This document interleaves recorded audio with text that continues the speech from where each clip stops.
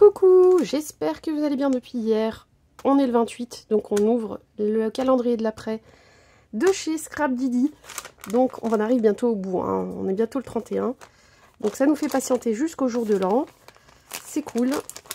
Et moi c'était sur les calendriers que j'ai pris, le seul qui proposait le calendrier de l'après. Donc on y va.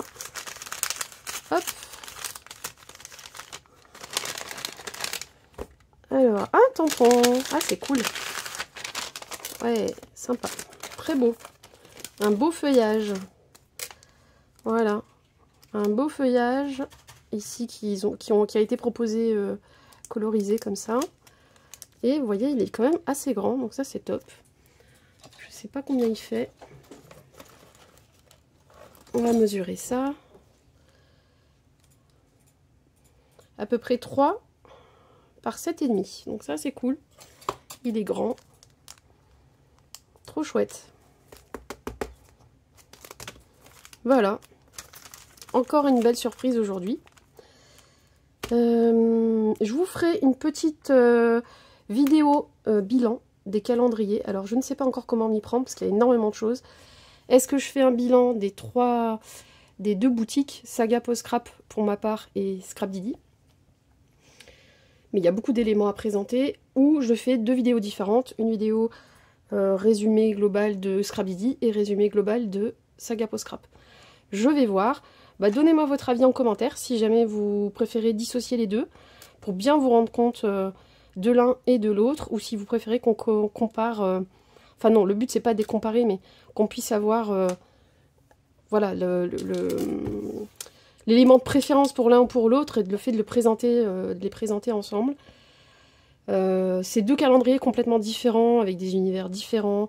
Il y en a un qui est toujours avec un fil conducteur, c'est celui de Scrapdiddy, sur un thème. Là, cette année, c'était ma vie en scène. C'est quelque chose auquel ils tiennent, donc ça restera comme ça. D'ailleurs, j'ai suivi le live du 26 au soir, qui a été fait justement par l'équipe Scrapdiddy.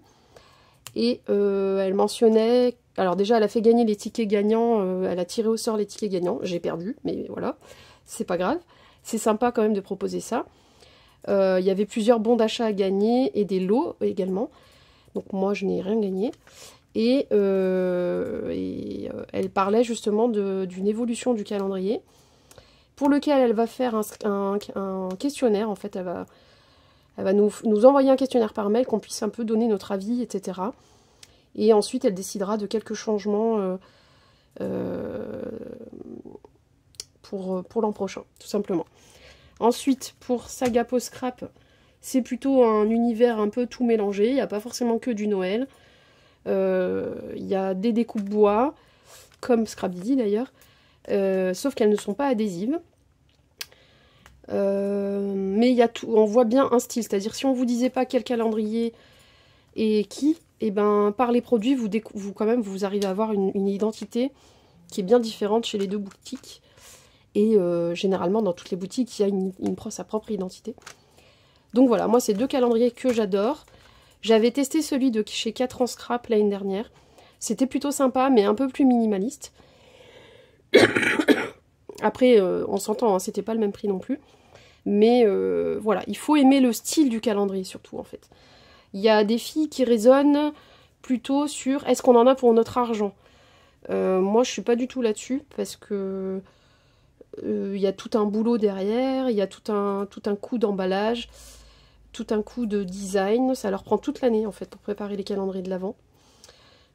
Sélectionner les produits, les idées, les thèmes, etc. Je pense qu'en vrai, elles n'en ont peut-être pas autant que ça pour leur argent, par rapport au nombre d'heures passées dessus. Et non, moi je raisonne pas en termes de prix. Après, évidemment, si c'est trop cher pour ce qu'il y a dedans, ben on est déçu. Mais quand on est déçu, en fait, on rachète pas. Et moi, Saga Post Scrap, c'est... Voilà, je l'ai toujours acheté chaque année. Je suis jamais déçue. Il y a effectivement un ou deux produits, parfois, où on sait pas trop comment on va les utiliser, hein, ça arrive.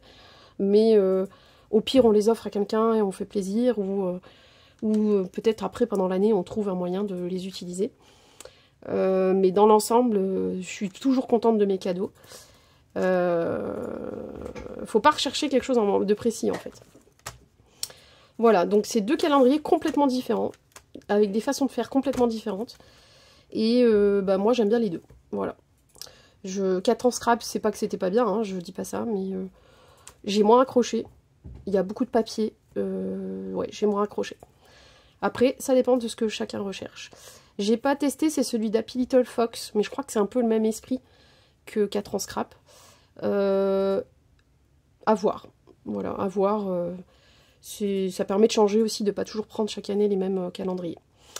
En tout cas, Scrap Didi, c'est une bonne surprise et je pense que, voilà, pour l'instant, il est dans les top, dans le top 2, voire 3 de ceux que j'aimerais continuer d'acheter dans les Noëls suivants, pour l'instant. Voilà, je vous fais des gros bisous, on se retrouve demain pour l'ouverture du 29. Bye bye.